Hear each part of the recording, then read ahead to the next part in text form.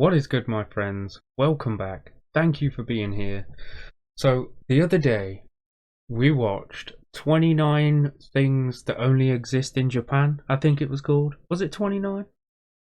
Anyway, so many of you were like, this is full of lies. There's a little bit of facts sprinkled in there, and it's totally misleading. It's not a trustworthy source at all. And I hear you.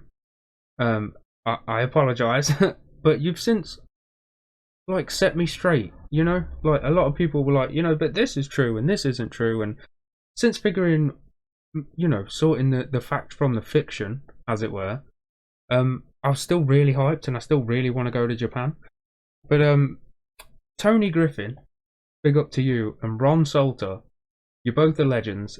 They were like, check out Abroad in Japan. It's a much more reliable source of information.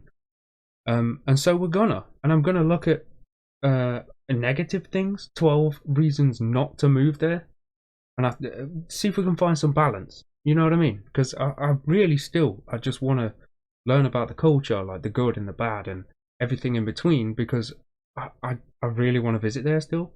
You know what I mean? So I'm trying to watch this and see all the scary stuff, get all that out of the way, and then we'll go from there, I suppose. If you did see the last one, thank you very much.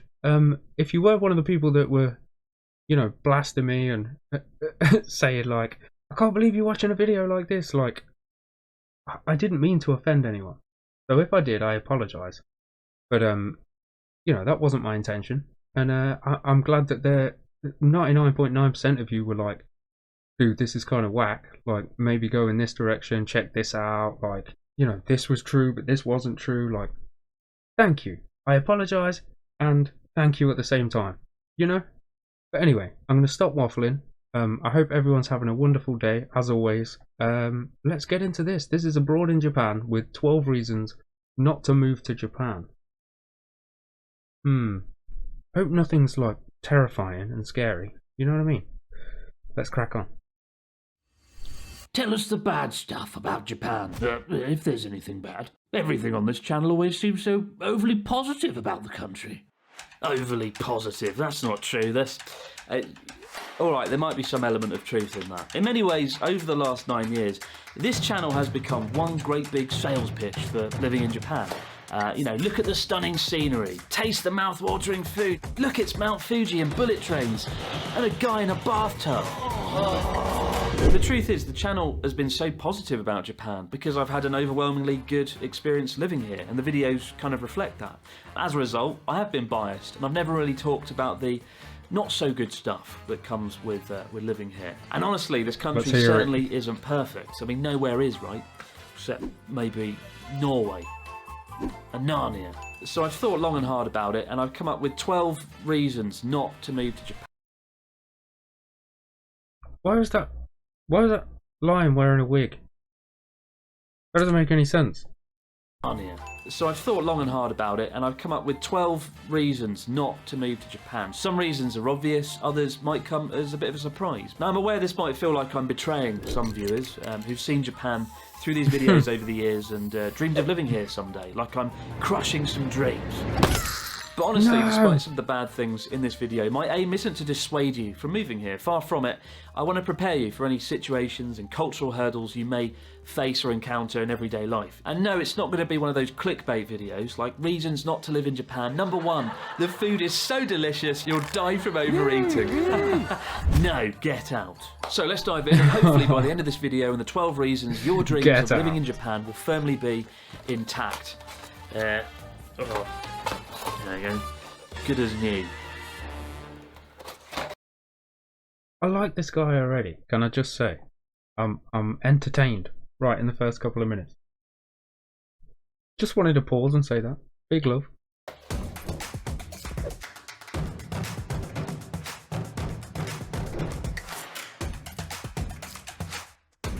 Do you like watching films in the evening without headphones? Or having a space in your kitchen to cook food?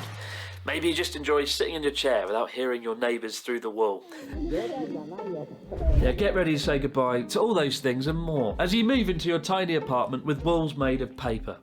That's actual noise from the wall. Yes, it's the obvious one. Accommodation is often small, expensive and poorly soundproofed. Just yesterday I heard my neighbours through one of the walls have an argument for about an hour, and it was so clear that I could pretty much hear every word they were saying. Like, it sounded like she was angry at him because he wasn't subscribed to Abroad in Japan. No, that was a cheap shot. Do go and sub though. Does that not depend on where you live? Is he gonna like further elaborate and be like, but if you live in this area, maybe you can, you know what I mean? Because like I imagine somewhere like Tokyo, for example, where everyone's living on top of each other, you're going to be cramped for space anyway. Surely it's the same anyway. Even by my standards. Sorry. Now, I've never really minded about living in a small apartment, as I have done the entire time I've been living here. It's kind of fun fitting your life into a small space. It gives you a sort of minimalistic mindset where you have to be very careful about the things you buy and what you fill your apartment with. And in my case, I choose to fill the apartment with cheap hats from the 100 yen store covered in weird English. In this case, jumping, pounding the rock. It's my new favourite addition to my prestigious hat collection. Let's go. Brilliant. Spending $1,000. What does that say? Oh. I want to see what that hat says. New favourite addition to my prestigious hat collection.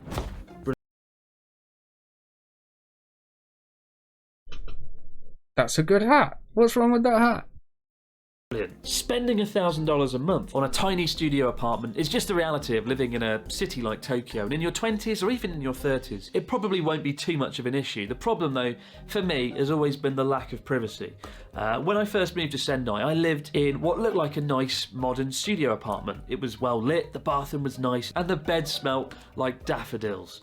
But then I moved in and started sleeping in the bed, and I discovered I could hear my neighbour snoring through the cardboard wall so clearly at night. I used to genuinely wake up at night and think someone was in the room. It all felt a little bit like Silent Hill. Another time I ended up with a neighbour who happened to be the worst neighbour in the history of Japan, with a daily experience that pushed me to the brink of my sanity. Every morning at 7 AM, I'd be in bed, fast asleep, and my neighbour, this guy, would leave for work, and there'd be a bang on the door and you'd hear his footsteps trail off. And then just as he drifted off and fell back to sleep, you'd hear the ominous sound of the footsteps returning. The door would unlock, and then, and this is completely true, and I can't believe it happened, he would open and close the door 25 fucking times every single morning. I would count it. 1, 2, 3. Fuck! In my desperation, I bought these super mega noise-cancelling Wonder headphones. You could be... Did the guy have like OCD or something? Maybe that's what it was. That's creepy. Why? Also, he didn't elaborate. Somebody please let me know. What? Is everybody just cramped for space everywhere? Surely not, right? It's got to be dense in some places and not so dense in other places that you can have a bit of space and a bit of privacy. In my desperation, I bought these super mega noise-cancelling Wonder headphones. You could be in front of a fucking fireworks factory going up in flames, slip these bad boys on and hear nothing. Perfect. Just peace and quiet. Well, not quite. I couldn't. Because every time he shut the door, the whole bloody building moved. You could feel the paper wall moving. You could feel the bed rattle. Honestly, by the end, I felt like slamming his head in the door 25 times every morning, but realising it was probably some deeply ingrained psychological trauma. Instead, I ran away for 6 weeks and rode a bike across Japan. And Journey Across Japan was born. So, can anybody else not sleep in like headphones or like even the ones that go in your ear? I can't. I just can't. I can't fall asleep like that. So if you've ever enjoyed watching Journey Across Japan, it's all thanks to my noisy neighbour. Genuinely. But I miss the days of watching a film at 11 PM and not having to worry about my neighbours. I miss the days of having friends come over and not having to worry that someone's laughing or talking too loudly.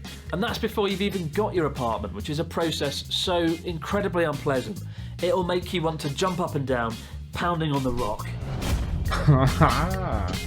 I see what he did there. So of the hundreds of foreigners I've met living in Japan over the years, I've never met a single one who's looked me dead in the eye and said, yeah, I love looking for apartments in Japan. Like, it's not fun. And that's down to a simple factor, and that is, as a foreigner living in Japan, many apartments don't allow you to live there, to rent it out.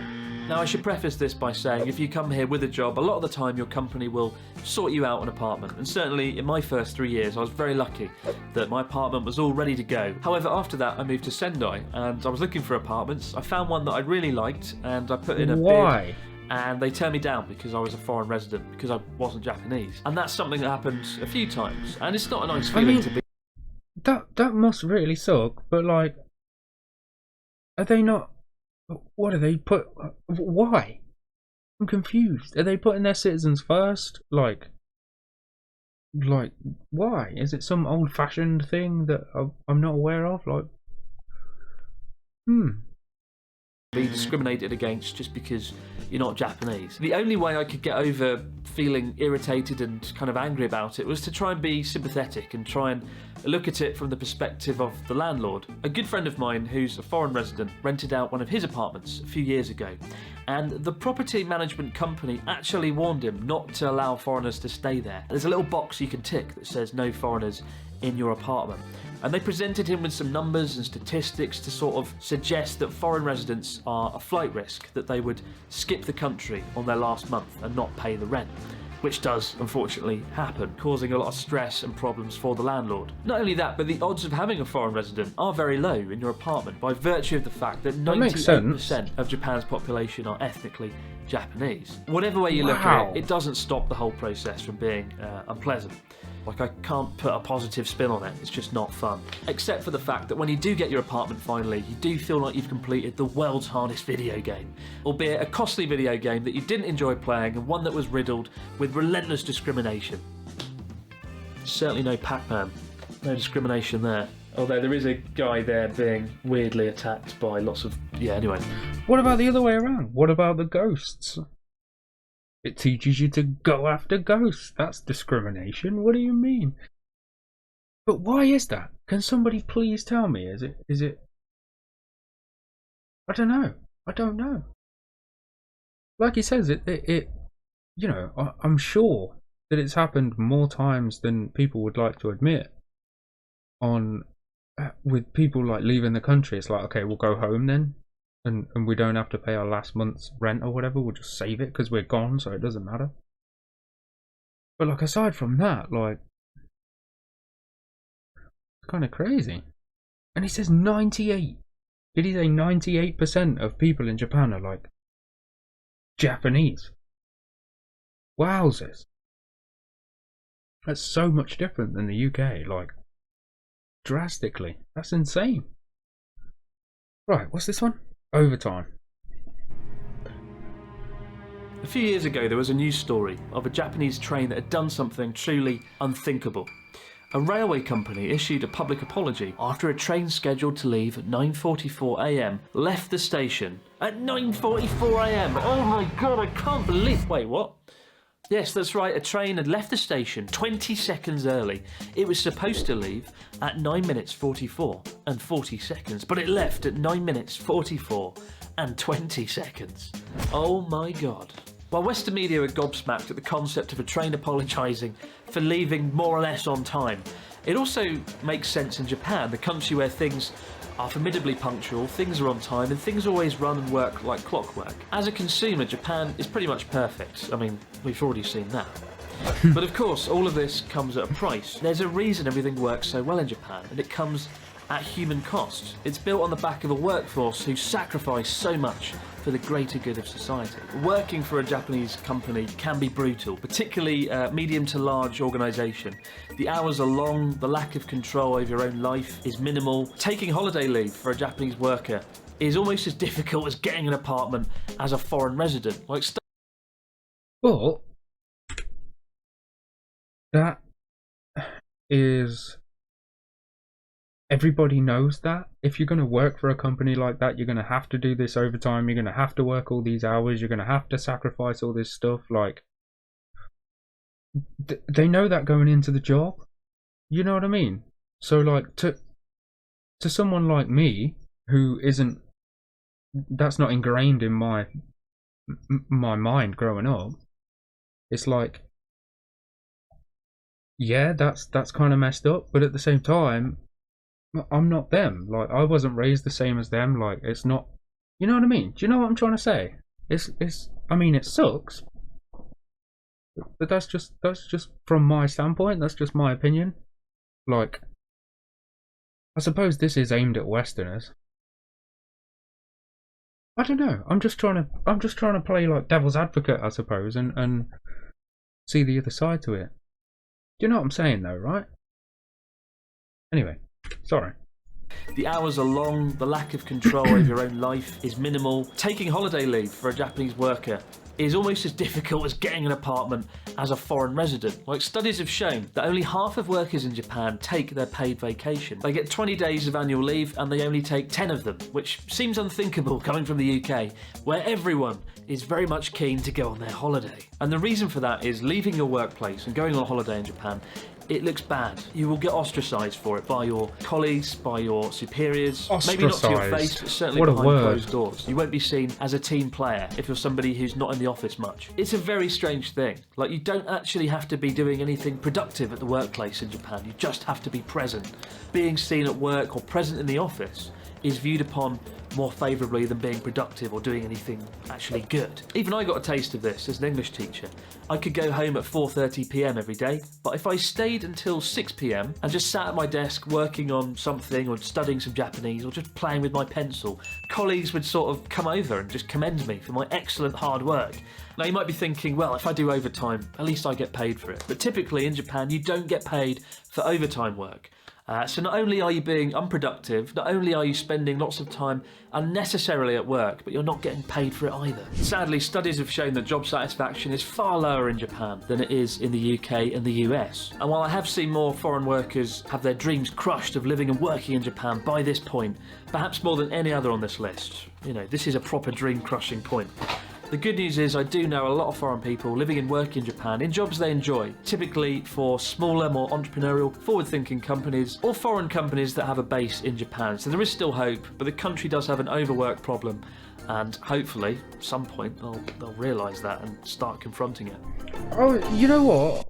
He took the words right out of my mouth. If like I was saying a minute ago, they're used to it, etc., but like that was before I realised it was like they gave a crap. You know what I mean? I thought everyone was just like, okay, let's just get on with it. We're happy doing that. And I thought it was like, be careful. You know what I mean? And I was like, wait, but they're happy doing that. But they're not. Yeah, he took the words right out of my mouth. I was going to say, why don't they realise and do something about it? It seems like... I don't know. That confuses me. I'm confused. Somebody please help me. I don't want my brain to go like, assuming that it's something bad. But it's like, just surely there's enough people that, what was it, like 46% job satisfaction, right? So that 54%, if they're like, we're not happy, something needs to change, that's like a majority vote, right? But then at the same time, I don't know how everything political works over there. I really don't. So, this is why I'm here and watching videos like this and asking for you guys to let me know. Because I don't know. I want to really learn. I want to learn as much as I can before I go out there. I want to learn at least the basics of the language and, being able to speak a little bit and understand what's being said to me. And, about all the culture differences and stuff like that. Because I don't want to go over there and be like this rude, ignorant foreigner that's just shown up and, you know what I mean? Anyway, apparently we've got to say goodbye to our independence, so let's crack on. One of the hardest things about moving here in my first year, and something that I really wasn't prepared for, was losing my independence. Want a new car or a phone contract, want to set up a bank account. Hell, maybe after a long day at work, you just want to use your microwave. Well, good luck with that, because when you first move here, you're going to need someone to do it all for you. You're going to need a lot of help. You might be thinking, well, don't move to Japan then, if you don't know any Japanese, and you'd have the same problems in any country that doesn't speak your native language. But honestly, as time progressed, it often became less of a language issue and more of a cultural issue. The paperwork is endless and daunting. You use outdated technology every day, fax machines, personal seals, aka stamps, not actual seals. That would be far more exciting. And of course, to fill out all the paperwork, you need advanced knowledge of Japanese kanji characters. That would, you you are know going to need what? someone to help you. There's no doubt. That kind of thing.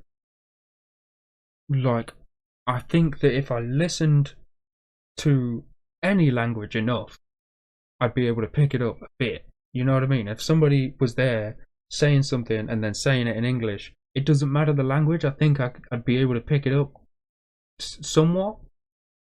But like, this kind of stuff, I just don't know. Like, I don't know where my mind would begin, you know? That's what would be intimidating for me about learning like the Japanese language and stuff, is like the whole reading side of things. You know what I'm saying?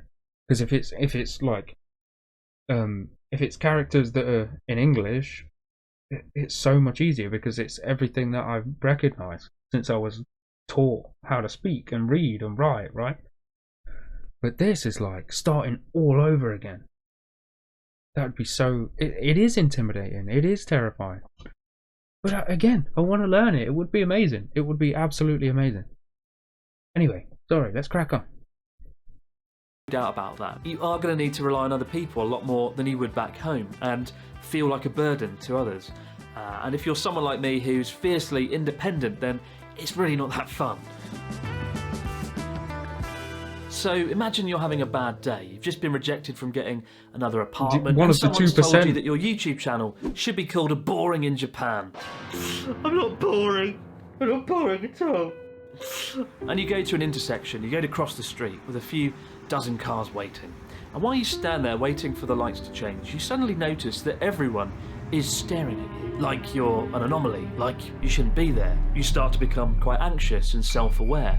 People are watching your every move. You feel like something terrible is about to happen.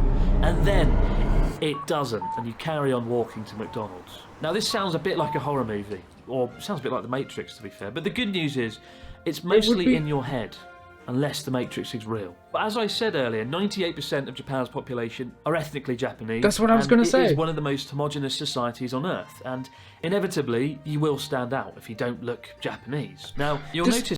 By the way, he's used ostracized, homogenous. Does anybody else just love words? You know, like 3-4 syllable plus words. Some words are great. They just sound amazing. Anyway, that's exactly what I was going to say. Like, you... also, that surely would depend again on where you are. If you're in somewhere like Tokyo or somewhere that's massive, that is probably used to all this tourist activity, you're probably not going to get singled out, or, you know, you won't stand out so much, as it were, in people's minds because they're just used to it.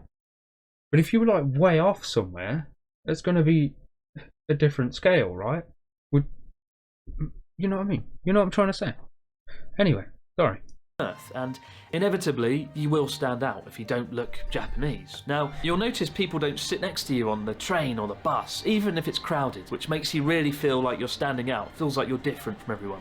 You'll notice people at the supermarket stare at you, and children scream and recoil in terror at your face. You know, especially if, like me, you've lived somewhere that isn't Tokyo. You live out in the rural areas where seeing a non-Japanese person is incredibly rare. I mean, hell, if I see a white person, I'm shocked and disturbed as well.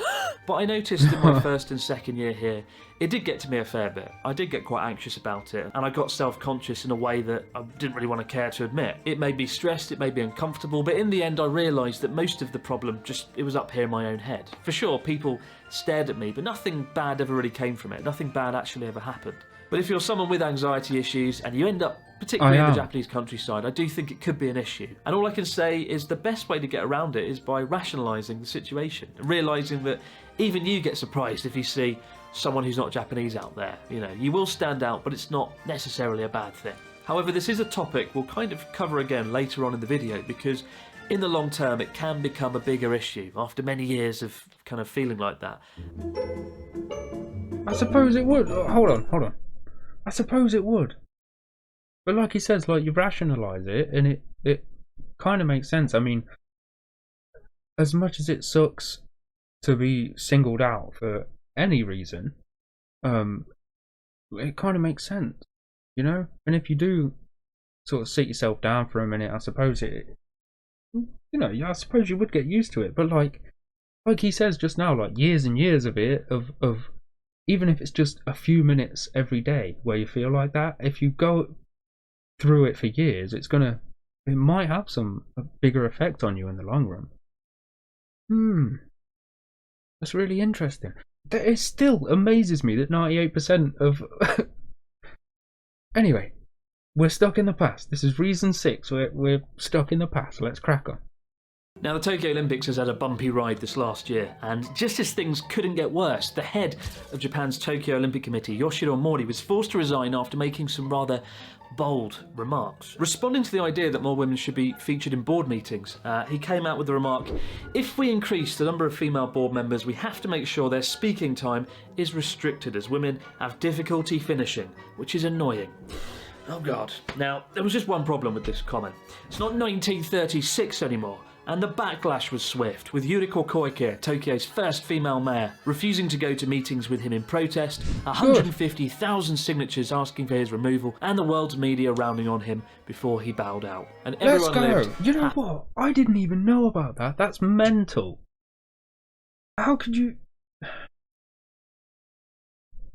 I'm just not going to say anything, but I can't believe it. I can't believe that's happening in this day and age. Still. I know it happens here, there, and everywhere. It just blows my mind. Like, grow up. You know what I mean? For want of a better phrase, just grow up. Happily ever after. Until a month later when it happened again. This time, the creative director of the Tokyo Olympic opening ceremony, Hiroshi Sasaki, had jokingly suggested that one of Japan's top comedians, Naomi Watanabe, should be dressed up in the opening ceremony as a pig. To quote Hiroshi Sasaki, Naomi Watanabe could appear as an Olympig. Olympig, what the fuck is that? Unsurprisingly, he got the chop too. What is No, that? we're not talking pork chops. Unfortunately though, these sort of stories are quite a regular occurrence in the media. Japan is ranked 120th currently when it comes to gender equality. And if you look at photos of Japanese politicians or CEOs and leaders, it's almost like a Where's Wally or a Where's Waldo for American viewers, to try and find someone that isn't a 200-year-old man. In the workplace here, as a woman, you're much more likely to get paid less, you're going to be looked over for promotions, and kind of feel a bit like a subordinate. For example, at work parties, women are kind of expected to pour drinks and almost take on a bit of a hostess role, kind of enkais and work parties. At the same time, I do know quite a few successful businesswomen, both foreign and Japanese, have done a really great job in Japan, and Tokyo's current mayor, Koike, is of course female. Right now it's looking more likely that Japan will one day have an empress. While it's technically forbidden for women to be emperors, there is a debate raging, with 80% of the Japanese population open to the idea as having a female empress. So change is afoot, but if you come to Japan as a woman, it could be a bit more difficult, and it will throw up a few more obstacles along the way, certainly more than it would back home. I'm saying dude to him like he can hear me. I was just thinking, imagine he's already said about the, like, being an outsider and coming there. Imagine being like a white woman and trying to move to Japan, and like, if you know what I mean, if it's that difficult to just, that's mental. That's really mental. Why is the world still so backwards? You know what I mean? In terms of that kind of stuff, like, oh, it's so frustrating to me. Difficult, and it will throw up a few more obstacles along the way, certainly more than it would back home. I think there's always been this perception, if you come to Japan as a foreigner, you instantly get some kind of foreigner rock star status. But the sad reality is, you were Dave Smith in London, and you'll still be the same unremarkable Dave Smith when you're in Tokyo. First off, most Japanese people aren't actually interested in dating a foreigner. Most people here are already under enough stress in their 20s or 30s when it comes to their work life and their families. The idea of marrying someone who will whisk their son or daughter away to a foreign land doesn't always go down well with Japanese parents either, who are expecting their children to look after them in later years. Now, I've only ever dated 2 Japanese people and neither really worked out. It got serious very quickly, and I remember scary words like marriage came up a lot sooner and a lot faster than they would in the UK. Just because there is that pressure here to try and get married before you turn 28 years old. Romance as a whole is pretty different to the West, where we have a strong emphasis on public displays. 28? That feels like... Wow. She looks a bit like Scarlett Johansson. Does everybody else think so? 28? As a whole is pretty different to the West, where we have a strong emphasis on public displays of affection, on kissing, on hugging, on holding hands. Japan's very much the opposite to that, where all of those things are kind of seen as awkward. The idea of marriage is also very different. The emphasis is on creating a strong, stable family environment with a... I was so badly trying to look at the background of that picture. Look how nice it looks there. Oh, it's pretty. I love scenery like that. So PDA's on a thing. I think I kind of knew that. I don't really recall seeing any footage of Japanese couples in public like kissing each other's faces off like they would over here, you know what I mean? So yeah, I think I kind of knew that. Marriage is also very different. The emphasis is on creating a strong, stable family environment with a good outward appearance to family and friends. It's more about ticking off boxes than it is about having a connection with personalities and whatnot. When I look at a lot of Japanese friends' relationships and marriages, it often comes across as more like a business partnership than one based on love and affection, which isn't necessarily a bad thing. However, on top of that, infidelity is a lot higher than you might think. There are inconclusive studies that kind of talk about this, but one factor is cheating is viewed rather differently. For example, there's a whole industry here that caters for late night activities. We're talking hostess bars, love hotels, soapland, and many people wouldn't view going to those places as cheating here, but they certainly would back home. And no, a soapland isn't a place that sells luxury, exquisite Japanese soap. Like Go and look it up on Google. I don't want to get this video demonetized. I'm not going to Google it. Many a long night drinking with friends who are dating a Japanese person here, who are baffled about the cultural differences in between and stressed from the pressures of having to marry quickly and have kids a lot quicker than they'd want. At the same time though, I do know plenty of couples who have made it work and it worked out fantastically, but it's not as easy to date here as you might think, and it will take more patience, more compromise, and more language learning, certainly, to make it succeed than it ever would back home. Okay, hold the phone. I'm a little bit, like I always sort of knew that there was this, what's the word I'm looking for? There's like a pressure, I guess, to like have a stable marriage and a family and do that, but like not so much, I didn't think. And also 28 years old, like that's what's driving it home for me, is like, in my mind, everybody, like you said a little earlier, everyone's focused on their career and stuff like that. They've already got some stresses in their 20s anyway. Like I always thought it was just like that, like work and work and work, like smash out what you need to, get to kind of where you're all good, and then find somebody that you love and you want to have a child with. I didn't realise it was more just like, okay, I've got to get married and I've got to have a kid. It doesn't really matter who with. Oh, that's just crazy. That's you know what I mean? It's wow. I'm learning. Unless you guys are right now like screwing at me in the comments. No, this is all wrong. Like you were last time, and I'm like, I'm sorry. Anyway, let's crack on. From my experience, going to see a doctor in Japan for health issues, both physical or mental, can leave a lot to be desired. Doctors here tend to want to deal with you very quickly. They will ask you what's wrong, they'll throw some pills at you, and they'll send you on your way. You know, these aren't pills, by the way, these are Tic Tacs. Dr. Chris is in town. It's my prescription. But some clinics just seem to be downright dodgy. I once saw a doctor when I had something wrong with my stomach. perhaps unsurprising given my fried chicken addiction. It caught up with me. But I was told that I'd need an endoscopy where they put a tube down your throat and into your stomach. I thought it'd be like a thin little piece of string.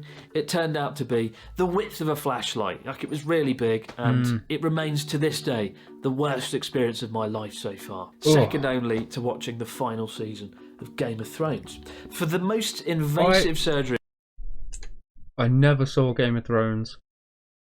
Who is with me? Who religiously watched it? Let's talk about it, because I never saw it. I never had any interest in watching it. Who else? Please let me know. To watching the final season of Game of Thrones. For the most invasive surgery of my life, I was taken into what can only be described as a broom cupboard, put on my side and given some liquid which was supposed to numb my throat. It didn't work, and I felt the entire procedure with incredibly painful clarity. But the reason they put it down there was to take some photos and print them out. And after they took the photos, they pulled out the cable and started printing them off, where it quickly transpired that there wasn't enough paper in the fucking printer, and half of the crucial photos showing if I was going to die or not were just lost forever. Like, there was an awkward pause where the doctor looked at the printer, looked at the photos, and then sort of looked at me as if to say, oh, I might have to do it again. And I looked back as if to say, fuck right off, I'd rather die at this point. No way. But the moral of the story is choose your doctor very carefully and don't live off a diet of fried chicken. At the same time, major Japanese hospitals are very well run. They're very clean and spotless. The staff are fantastic and the health service is good here. But then, of course, there's mental health, and that unfortunately is a bit of a taboo subject. An acquaintance of mine who once had severe depression went to see a doctor here and was told in no uncertain terms, you should be more happy. Brilliant, fantastic. Depression has been cured, and I've since taken that advice and turned it into a groundbreaking audio self-help guide. Now, I get a lot of messages from folks who have anxiety or depression and want to move to Japan, and I can't really give any expert advice, but what I will say is moving to Japan could honestly go both ways. If you have chronic mental health issues and you're taking medication, moving far away from friends and family to a country where you can't speak the language or easily see a specialist is in all likelihood going to make the situation worse. So before taking that leap, make sure you weigh up the pros and cons and speak to a professional doctor about it, because when you're here, it is going to be difficult to get the support that you may need. Anybody else see him spit when he said get then? He says get, and a piece of spit comes out. It is going to be difficult to get the support that you may need. No! Oh. Yeah, that's, I didn't really think about that, because I've got, like, you know what I mean, a few issues, shall we say, that I've gotten a lid on it right now, but that's because I'm here and I'm at home and I'm surrounded by my friends and family, and it's not totally a different place, you know? Like, sure, for a visit and stuff like that, it may be just perfectly fine if I'm just there for like 2 weeks or whatever, but I never really thought about that. That's a very good point. That would be something that, like, if X amount of years down the line I was like, oh, maybe I'll move there for a few years, I'd have to really think about that. I would have imagined like Japanese medical care, I would have imagined that to be like really good, you know? But the impression I get is that it's just like he says, they're just like, oh yeah, here you go. That's a bit contradictory in my head. It seems like if you want to sit down and be a doctor, like, but again, it comes back to the career driven. If you're career driven and you're like, okay, doctor or surgeon or, you know, whatever, surely you're going to take that super seriously and be good at it, you know? Someone surely has experience. Please let me know, because this is, you know, this is one man's experience of his time in Japan. I mean, sure, there's loads of research and stuff behind it and he's seen it all firsthand, but like, how many millions of different perspectives are there of living in Japan, you know? So please let me know. It would be awesome to just hear everything. I want to know all the information. Okay, land of opportunity ? Reason 9. Let's go. Perhaps unsurprisingly, one of the questions I get asked the most is what kind of jobs are there for foreigners in Japan?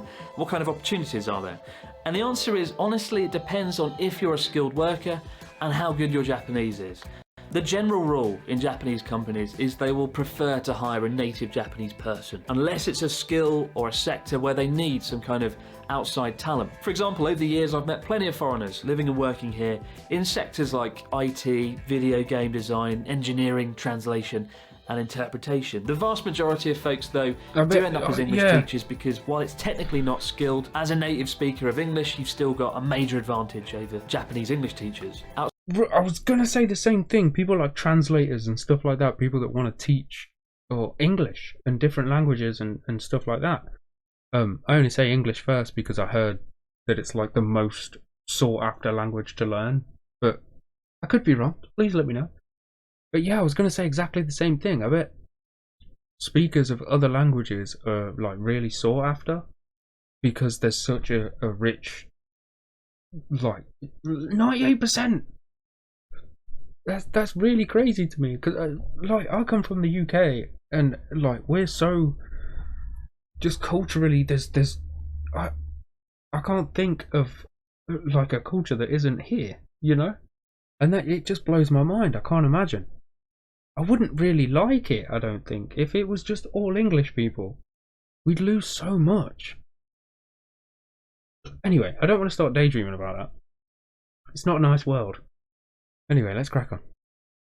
Outside of those sectors or specialised skills, it is more difficult because you're not going to win against a native Japanese speaker with advanced knowledge of kanji and the business etiquette and the way of doing things. And it's really important to point out that many of those skilled jobs that I listed off a minute ago are all in Tokyo. Like most of my friends do live in Tokyo. And if you want to live somewhere that looks like this and pretend you're in a Hayao Miyazaki movie, well, your dream is about to get 10 times more difficult. Even as an English teacher, most programs are capped at 3 to 5 years, and there's this kind of expectation that you're going to leave or go home afterwards or get a job somewhere else. When I look at all the people I worked with in Yamagata Prefecture in my year when I was an English teacher, I'd say 90% of them do end up going back home, and the other 10%, they all ended up in Tokyo, except maybe 1 or 2 people. So yes, the jobs are there, but you've got to be skilled in something or end up as an English teacher and gradually transition into another career. And if neither of those pathways are appealing or possible, then it's definitely going to be much more difficult to find a work opportunity in Japan that fits around you, I think, unfortunately. I think, you know what? I think that is kind of the beauty of doing stuff that I do, like making content, streaming, and like being somebody that's their job. That's how they make a living. I think it all would depend on, you know, I know I've struggled in the past and recently with like applying for jobs and trying to explain to somebody that doesn't understand like what YouTube is or what Twitch is or whatever, like it's so difficult to like tell somebody like I play video games and I talk with these people from all around the world and that's how I make my living. They're like, what? But you know what I mean? Like, for somebody like me, you can just sort of pretty much live anywhere, it feels like. But then it would come down to the nitty gritty, and you may be applying for apartments or whatever, wherever in the world, and be like, yeah, I'm a YouTuber or I'm a Twitch streamer, and they'll be like, how do I know that's reliable? How do I know you're going to have my rent every month? You know what I mean? So that's yeah, that's kind of cool to think that maybe one day I won't have to deal with that issue. We'll see. We'll see. When I take a step back and look at my 3 closest Japanese friends, they're all kind of misfits in their own way. There's Natsuki, the wannabe rock star, whose obsession with British punk rock put him at odds with Japan's collectivist mindset. He does things his own way and he speaks his mind. Good to see you, Natsuki. How are you? Fucking it. There's Ryotaro, who's lived in the UK, the US and Australia and picked up a kind of Western way of thinking. He's brash, opinionated and in your face. Let's go. Then there's my friend Yuki, a successful entrepreneur who's never lived overseas but has an obsession with Western culture, Star Wars, Silicon Valley, and he does it all while drinking a tiny beer.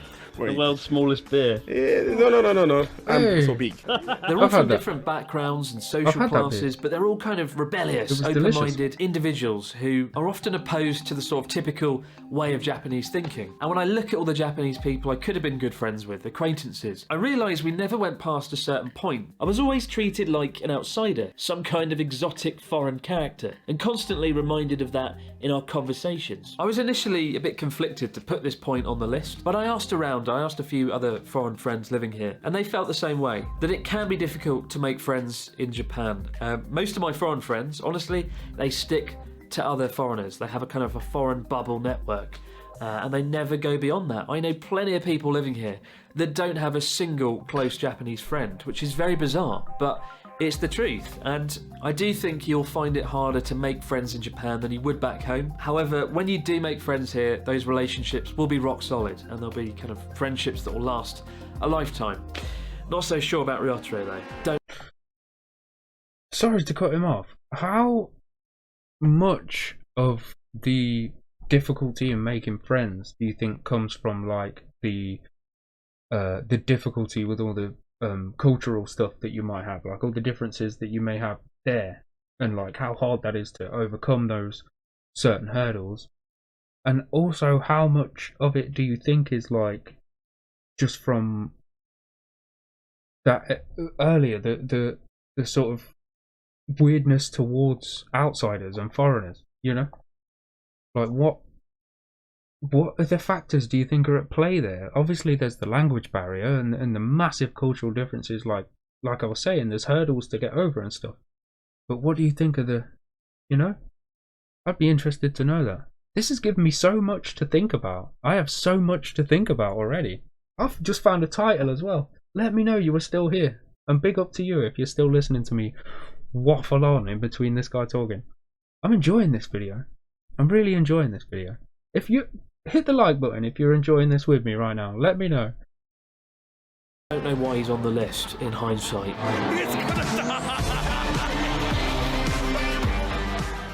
So a few years ago I made a video called 12 Things Not to Do in Japan. It's the most successful video on the Abroad in Japan channel, and in many ways I hate it. I hate that video. But it's popular because Japanese etiquette and all the rules which... Should I watch that video? Let me know. Let me know if I should go and watch that video. I hate it. I hate that video. But it's popular because Japanese etiquette and all the rules, which are mostly unwritten, are intimidating and difficult to wrap your head around. But whenever I go back and look at that video, one of the things that strikes me in the comment section is the sheer number of people who sort of say, "Ah, fuck the rules, I'm going to do whatever I want. Screw this." But then again, what do you expect from Brett Maverick? A walking fucking court case waiting to happen. And if you are that sort of person, which is fine, I don't think you're probably going to want to live here. Now, while I might be a sarcastic, cynical, over-opinionated monster when I'm sitting here in front of the camera, off the camera, I do pretty much stick to the rules and I follow the etiquette, because as a foreigner living in Japan, you already kind of stand out. You already become scapegoated for a lot of the bad things that happen here, and you don't want that to happen. There's 125 million people in Japan. Don't tip. Is that really real? Is don't tip really a real thing? Please tell me don't tip is not really real. 38 million of which live in the Tokyo area alone. And yet, far from chaotic, there is an impressive sense of order where everything has its place. You know, if you look at a video of a station platform with thousands of people, there's perfectly formed queues. The trains themselves are quieter than libraries. The whole of society is designed so you're not inconveniencing other people, which is a fantastic strategy to have given the ludicrous population density. But that's what I was just saying in the last video, was like, everything seems to be for the well-being of everyone else. You know what I mean? Like, society there seems to look out for society as a whole, you know? And that's, I love that. I really love, it's not like that here. I don't believe what you may have heard. Like, it's so different. But it's a very different atmosphere to the kind of screw it, I'll do what I want feeling back home. I've had plenty of friends come here who've enjoyed Japan, loved it for 2 weeks, but felt a bit overwhelmed by all the rules and having to be quiet on trains and not have to do things. And I would you have love to constantly be asking yourself, am I in someone's way? Am I being... But is that not normal behaviour? Isn't that what humans should do? Is you know what I mean? When you're out and about and there's other people around you, surely that should be a constant thing anyway. A natural. I don't think that's a bad thing. I don't think that's a bad thing. I think the rules and stuff like that there in this context, I don't think that's a bad thing at all. You should look out for other people, and you should make sure you're not in people's way, and you're being kind and courteous to those around you, because I can't tell you how many times I've been on public transport in this country and you've got some drunk guy being loud and like everybody else has to be involved in his day, and it's like, dude, I don't care that you've just been out drinking and that you're happy that this is like, that's you, good for you, and be happy and be good, but you don't have to ruin everybody else's situation for it, you know? And it sucks. I love this. I love it. That's all I'm trying to say. Sorry for my rant. I do apologise, but I love this. Being too noisy? Am I lining up in the right place? Am I This getting is a chicken reason all over to the train move seat? to Japan, You know, there's a for me. constant internal monologue that you can't switch off, and it can make you paranoid about whether or not you're breaking rules. So if you're a pretty chilled, laid-back person, I do think it could lead to some unnecessary stress and anxiety. And for me personally, it's part of a big reason why I don't live in Tokyo, because I get a bit overwhelmed after 2 weeks. Unfortunately, I'm certainly no Brett Maverick, and I never will be. always good to end on a controversial fun point. Imagine being in a country for a decade or longer, building your entire life there, and still being treated every day as though it's day one, as though you've just arrived. I've been here 9 years now, and on a daily basis I still get commended for my ability to use chopsticks. And I'm cool with that, that's fine. But there's this uncomfortable kind of feeling you have here that people are always wondering, oh, why are you here? What are you doing in Japan? When are you leaving? Like, what's going on? Of course, it's good to be sympathetic and realise that Japan is a homogenous society, 98% ethnically Japanese. It's not multicultural and it won't be changing anytime soon. But perhaps the darker aspect to that is when foreign residents are scapegoated for bad things. Certainly during COVID, it's been a more difficult year than I can ever remember. Like, there was a ramen shop early on last year that just banned foreigners outright from coming in. And just last week there was a public announcement warning farmers in Ibaraki Prefecture, just north of Tokyo, to avoid having dinner with foreigners altogether because they might have COVID. Well, my personal favourite example was last year when a Japanese TV show claimed that English speakers spread COVID more because we enunciate the P sound. This is a pen, a pen, a pen. This is a pen. We do enunciate the P sound. That's kind of ridiculous. Let's be honest. I mean, there's no sugarcoating that kind of stuff. It's ridiculous, and it shouldn't happen because it's 2021. But I mean, what can I do about it? It sucks. It's terrible. But it has to be a big, like we were saying before.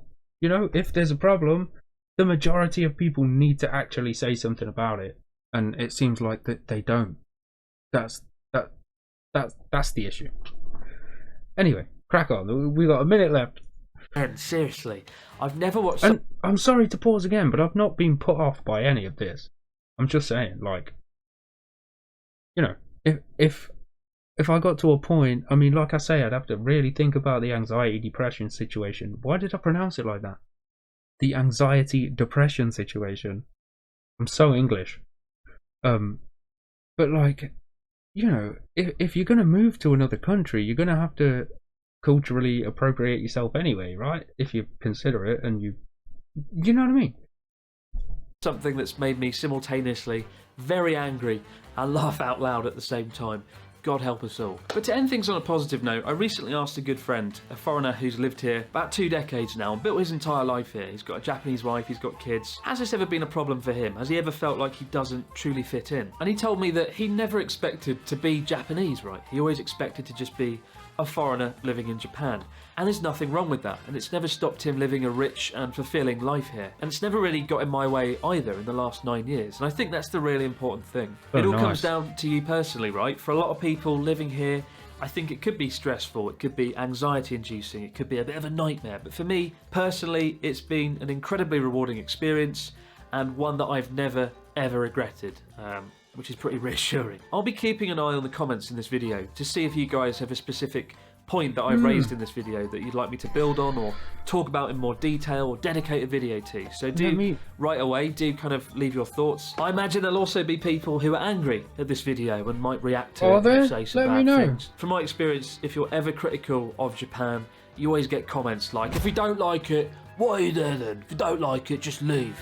But I think this video is worth it, and I stand by all the points that I've made. As for me, you should always stand by some more hats for my hat collection. He's off to buy more hats, and I'm not going to stand in his way. He can go and do that.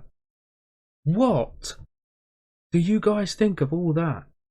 Like he was saying, like, for some people, some of this stuff may be scary, and it may put you off, and it may, like, it just may do all that stuff. But for me personally, I mean, that's just kind of, you're going somewhere and it's so different. So different. You're just going to have to kind of deal with that difference. You know what I mean? Like, I don't think that, like, there's a couple of them that I don't think are really things that should sort of steer you away from moving there if you were thinking about moving there. But there are some that, you know, obviously take that kind of stuff into consideration, because, like the mental health one, for example, there are a few points there that might also play into that one point. So you'll have to think about the point and then all the factors around it. You know what I mean? But like this was so good. I like this guy. I really do. This was a wicked video. If you guys go over there, if you've not heard of Abroad in Japan, give it a quick little type up there in the search bar, and drop a little sub on this guy if you like this, because I'm gonna get off of here. I'm gonna drop him a sub, and let's watch more of this stuff together. This has given me so much to think about. So much. Ron and Tony as well. Thank you guys for making me aware of this dude. Tony, you're a G. You already know it, bro. Yeah, thank you. Thank you a lot. Like, lots and lots. That's given me lots to think about. And this has been a really cool, like, we've been going about an hour. This has been a really cool experience. Thanks for joining me, guys. I really enjoyed this. I honestly did. I hope everyone's had a great time chilling here, and please let me know what was right and what was wrong, and you know, I asked a few questions going along, like, if you're still here and you're still listening to me, give me some response. Let me know, because I want to learn so much about Japan before I even think about visiting there, but I do really want to visit. And if you did like this, smash the like button, let me know, because I do want to do more of this kind of stuff. But if it bores you guys, I'll just do it at my own time. You know what I mean? It's I'm going to watch it either way. It's no skin off my nose, but please let me know. And if you do like this kind of thing, and you know, you maybe want to see more, and you like what you see, hit that sub button. I'd absolutely love to have you. But most importantly, more than anything that I've said in this last hour or so, make sure you're taking care out there. Peace and love, my friends.